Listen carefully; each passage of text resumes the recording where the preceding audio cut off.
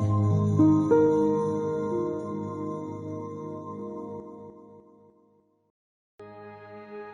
आपने कभी कल्पना की है कि पानी के बिना हमारा जीवन कैसा होगा?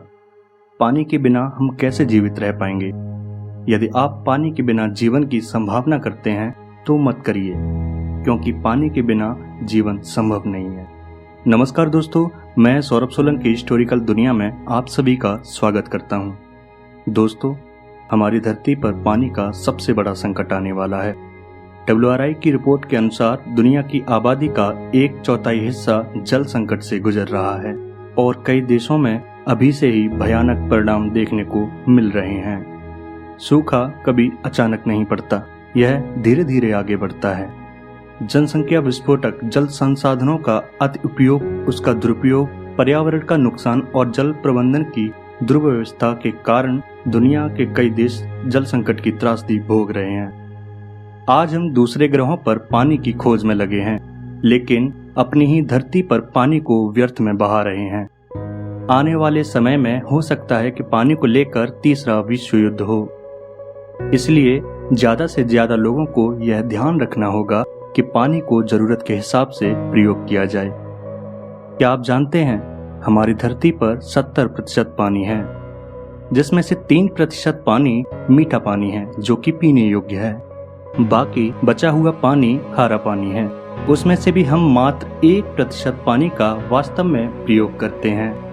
पहले नदियों और तालाबों की संख्या अधिक होती थी, लेकिन नदियों और तालाबों का अस्तित्व अब खतरे में है।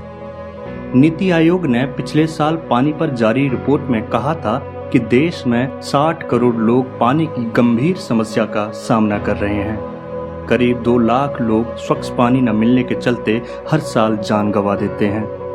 रिपोर्ट में कहा गया है 2030 तक देश में पानी की मांग उपलब्ध जल वितरण की दोगुनी हो जाएगी, जिसका मतलब है कि करोड़ों लोगों के लिए पानी का गंभीर संकट पैदा हो जाएगा। भारत के संदर्भ में देखा जाए तो आपको बता दें, पानी के संकट से निपटने के लिए नीति आयोग ने देश की आधी करीब 450 नदियों को आपस में जोड़ने का एक बड़ा प्रस्ताव तैयार किया है। बरसात में या उसके बाद बहुत सी नदियों का पानी समुद्र में जा गिरता है। अगर समय रहते इस पानी को उन नदियों में ले जाया जाए जहां साल के अधिकतर महीनों में सूखा दिखता है, तो आसपास के क्षेत्रों में खेती हो सकती है। अक्टूबर 2002 में प्रधानमंत्री अटल बिहारी वाजपेयी ने सूखे और बाढ़ की समस्या से निपटने के लिए भारत की नदियों को जोड़ने संबंधी परियोजना का खाका तैयार किया था।